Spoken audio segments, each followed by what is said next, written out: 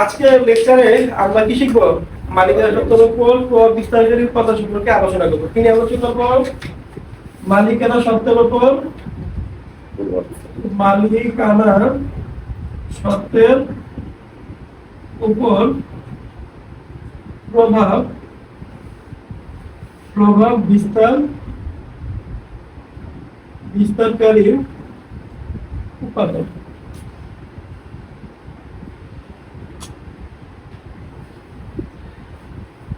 আচ্ছা, খেয়াল করো, মালিকানা সত্ত্ব, এই মালিকানা সত্ত্বকে আমরা কি বলি? ইংলিশে কি বলি? মনে বলি নাকি? মালিকানা সত্ত্ব। এই মালিকানা সত্ত্বকে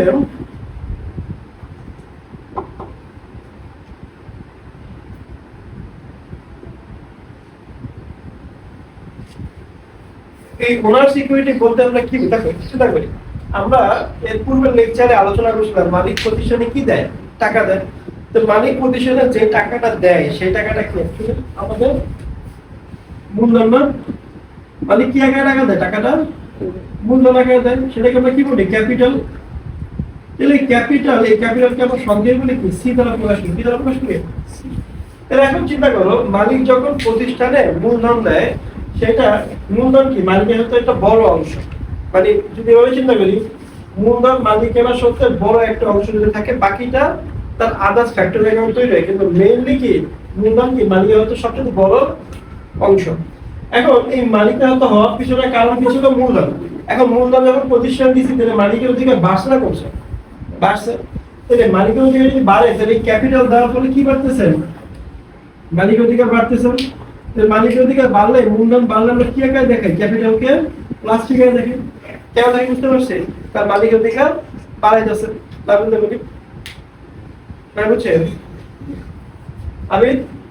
আচ্ছা, এবার দেখো, মালিকের অধিকার আবার মালিক অনেক সময় কি করে? প্রতিষ্ঠানের টাকা পয়সা প্রণোদর্য বা মালিকের ব্যক্তিগত খরচ প্রতিষ্ঠান কি করে? পরিশোধ করে। এতে করে কি হয়? প্রতিষ্ঠানের মালিকের দাবি কি হয়ে যায়? কমে যায়। বাকি যদি কমে যায়, তাহলে কমে গেলে আমরা কি করি? তখন তাকে এই মূলধনের বিপরীত হিসাবে দেখাই কি? উত্তোলন নামে। কি নামে দেখাই? উত্তোলন। উত্তোলনকে আমরা কি বলি? ড্রয়িং। এই ড্রয়িং কে আমরা সংক্ষেপে কি বলি? ডি। আচ্ছা, এই উত্তোলনের ফলে মালিকের দাবি কি কমতেছে না? তাই কমতেছে না? কমতেছে। তাহলে মালিকের দাবি যদি হ্রাস পায়, তাহলে আমরা কি দ্বারা প্রকাশ করি? মাইনাস দ্বারা প্রকাশ করি। ঠিক আছে? আচ্ছা, এইবার আসো মূল আলোচনা। যে মালিক প্রতিষ্ঠানে টাকা ইনভেস্ট করছিল, কেন করছিল? মুনাফার জন্য। নাকি মুনাফার জন্য করে নাই? মুনাফা কিভাবে আসে বলতে পারি? এই মুনাফা কিভাবে আসে? আয় থেকে যখন আমরা খরচগুলো কি করে বাদ দিই। এখন দেখো, এই সমীকরণ আমরা যখন এটাকে সবথেকে উপাদানে প্রভাব ফেলবে, আমি জানি মুনাফা পাইতেছি না, পাইতেছি? আমি পাইতেছি কি? আয় আর খরচগুলো পাইতেছি। তাহলে আয় কি করতেছে? আয় কিন্তু হয়। তাহলে আয়ের উপর মালিকের দাবি বাড়তেছে না বাড়তেছে না? আয় যখন প্রতিষ্ঠান আয় হবে, এই আয়ের উপর কার দাবি বাড়ে? মালিকের দাবি বাড়ে।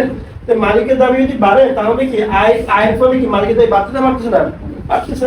তাহলে মালিকের দাবি যদি বাড়ে, তাহলে আয়ের ফলে কি হইতেছে? আয়ের ফলে মালিকের দাবি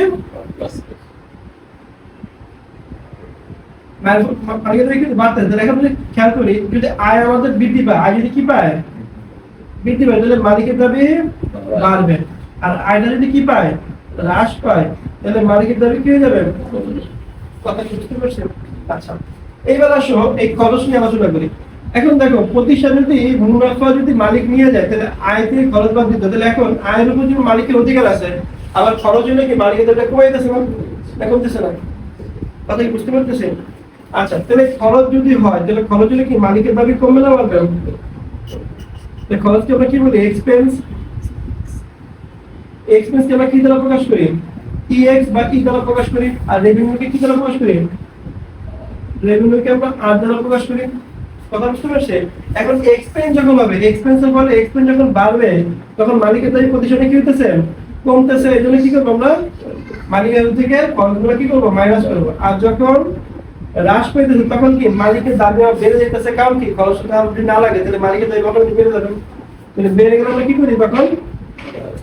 এখন দেখো, এই চারটি উপাদান ছাড়া প্রতিষ্ঠানের মালিককে অন্য কোনো উপাদান ইফেক্ট ফেলে না। আরো কিছু উপাদান আছে মালিকানা, যেমন আমাদের সাধারণ সঞ্চিতি, মূলধন সঞ্চিতি এইগুলো আমাদের সমীকরণের সময় সাধারণত আমরা দেখি না। যদি ওই এন্ট্রিগুলো থাকতো, যেমন সাদা জমি তৈরি করি আমরা ইন্টারনাল লেনদেন, এটা কি লেনদেন? প্রতিষ্ঠানের অভ্যন্তরীণ লেনদেন। এই অভ্যন্তরীণ লেনদেনটা আমরা সাধারণত কি মানে এখানে নরমাল লেনদেন আকার দেখেন না, সমন্বয় দেখেন। কোথায় দেখায়? সমন্বয় যাবে দেয়। যেহেতু এটা সমন্বয় সমীকরণ হবে কি সমন্বয় যাবে না, এজন্য কি আমরা সাধারণ সমিতি স্থানান্তর মূলধন তৈরি করে এগুলো আমরা পাই না। এজন্য আমাদের মূলধন ব্যতীত আর যে কারণে বাড়ে, সাধারণ সমিতির কারণে বাড়ে, মূলধন সমিতির কারণে বাড়ে, তারপর প্রতিকূল তহবিলের কারণে বাড়ে, এগুলোর ফলে মালিকের দায় বাড়ে, কিন্তু এগুলো আমরা কি এখানে দেখি না। কেন দেখি না বুঝতে পারছেন? আচ্ছা, এইবার দেখো এই চারটি উপাদান দ্বারা মালিকের দাবি কি করি আমরা রিপ্রেজেন্ট করি। তোমার ধরেন মনে করো মূলধন যদি কমে যায় মূলধন বের করতে পারতাম, সেখানে উত্তর লিখে কেন? কারণ আমরা হিসাব শ্রেণী ক্লাসে আলোচনা করেছি কেন আমরা মূলধনের বিপরীতে আমরা উত্তর হিসাবে লিখি না। তাহলে এখন দেখো এই যে মালিকের হস্তকে এই চারটি উপাদান ইফেক্ট করে, অন্য কোনো উপাদান ইফেক্ট করে না। লজিক বুঝতে পারছি না? বলতে বলি তাহলে আমাদের মালিকের হস্তকে ইফেক্ট করে কয়টা উপাদান? চারটি উপাদান। উত্তোলন, খরচ, মালিকের সূত্র, মূলধন আর আয়। এখন দেখো এটাকে যদি বেস করে আমাদের একটা কনসেপ্ট নতুন করে সাজা আমাদের পড়ানো হয় বা বইয়ে আছে যে হিসাব সমীকরণের বর্ধিত রূপ। হিসাব সমীকরণের বর্ধিত বর্ধিত রূপ। এই বর্ধিত রূপটা কিভাবে লিখি আমরা? a is equals to l plus এই যে এই চারটি উপাদানকে আমরা কি করি তখন একসাথে নিয়ে আসি। c এর ফলে কি হইছে? মালিকের দায় বাড়ছে, এইজন্য c লিখব প্লাস।